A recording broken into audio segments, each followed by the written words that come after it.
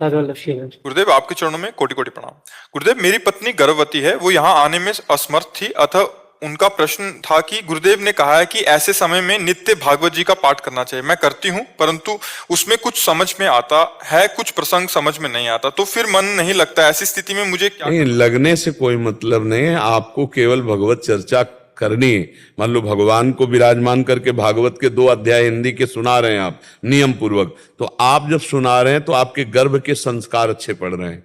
आपको आधा घंटा नाम कीर्तन करना है, राधा राधा राधा, वो आपको आनंद आए ना आए, आपके गर्भ के संस्कार पड़ रहे हैं। जो गर्भस्थ शिशु है उसमें संस्कार पड़ रहे हैं। आप सात्विक भोजन करें और जब से गर्भ हो तब से ब्रह्मचर्य रहें। जब तक संतान न हो जाए तब तक ये सहवास न करें। ये जो मूर्खता की जाती है ना, ये संतान के ऊपर बहुत बड़ा हानिकारक दोष है। उसके अंग प्रत्यंगों को कमजोर करना, उसकी बौद्धिक शक्ति को कमजोर करना, उसके अंदर कामादि विकारों का भारी सृजन करना। जब गर्भस्थ शिशु होता है फिर माता पिता सहवास करते हैं, ये बहुत हानिकारक होता है। इसलिए ब्रह्मचर्य का पालन करें जब तक संतान उत्पत्ति ना हो जाए, बहुत सावधानी से। और नाम कीर्तन, भगवत चर्चा, सात्विक आहार, तो जो पुत्र या पुत्री होगी वो बहुत अच्छे संस्कार वाली होगी, वो राष्ट्र भक्त होगी, भगवान की भक्त होगी, समाज का मंगल करने वाली होगी। तो मन लगे न लगे उससे कोई मतलब नहीं। दवा खाते हैं ना, तो मन लगे न लगे उसमें कोई स्वाद से मतलब थोड़ी होता है। हमें दवा खा ली है, ऐसे ही हमें दवा मानकर भगवत चर्चा करनी, भागवत की कथा करनी, भगवान नाम कीर्तन करना है, भगवान नाम जप करना है। आगे धीरे धीरे स्वाद आने लगता है। प्रारंभ में तो मन बिल्कुल नहीं लगता है, तो आप करिएगा, उस गर्भस्थ शिशु पर उसका प्रभाव पड़ेगा। नाम जप का, भगवत चर्चा का और ब्रह्मचर्य रहिएगा।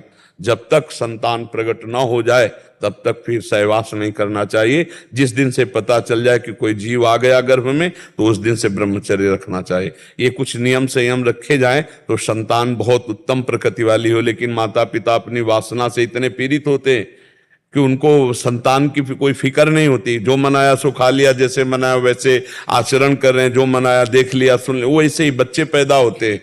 फिर वही थप्पड़ी आते हैं माता पिता को कि तुमने संस्कार अपने ठीक नहीं रखे तो हमारे संस्कार कहां से ठीक होंगे। और वही फिर माता पिता को घर से निकालते हैं, नाना प्रकार के त्रास देते हैं।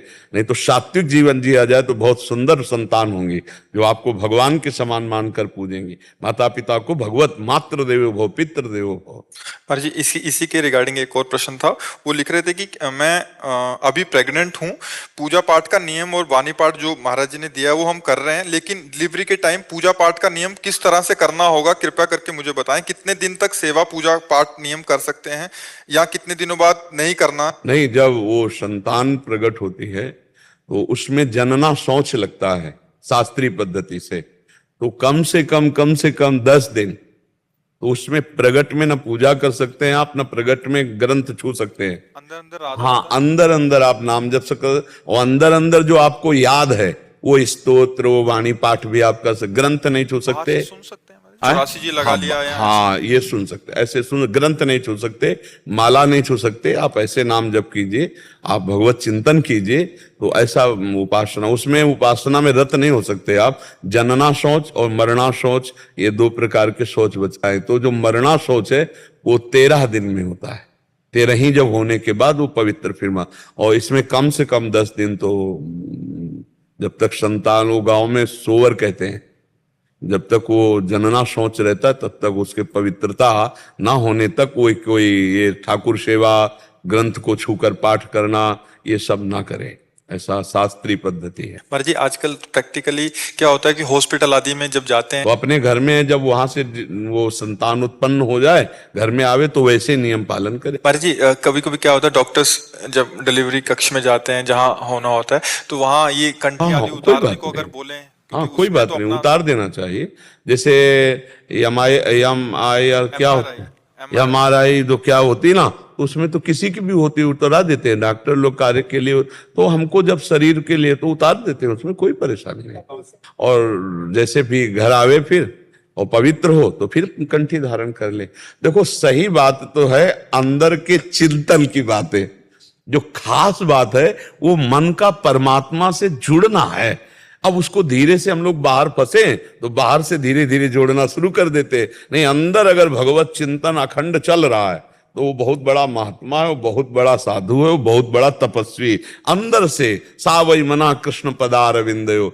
दुर्वासा जी को यही भ्रम हो गया था कि अम्बरीश जी चक्रवर्ती सम्राट हो, मेरे समान भजन कहां कर सकते, क्योंकि मैं दूर्वा अंकुर का रस पीता हूं और बलकल की लंगोटी लगाता हूं, और वो राजा चक्रवर्ती रानियों के बीच में रहे। खास बात अम्बरीश जी की थी, सावई मना कृष्ण पदार विंदयो, सीधे मन भगवान के चरणों में लगा है। तो अब तपस्या का अहंकार होना, त्याग का अहंकार होना और दैन्य होकर भगवान का भजन करना, तो परास्त हो गए दुर्वासा जी। त्रिभुवन में सुदर्शन चक्र ने दौड़ाया उनको।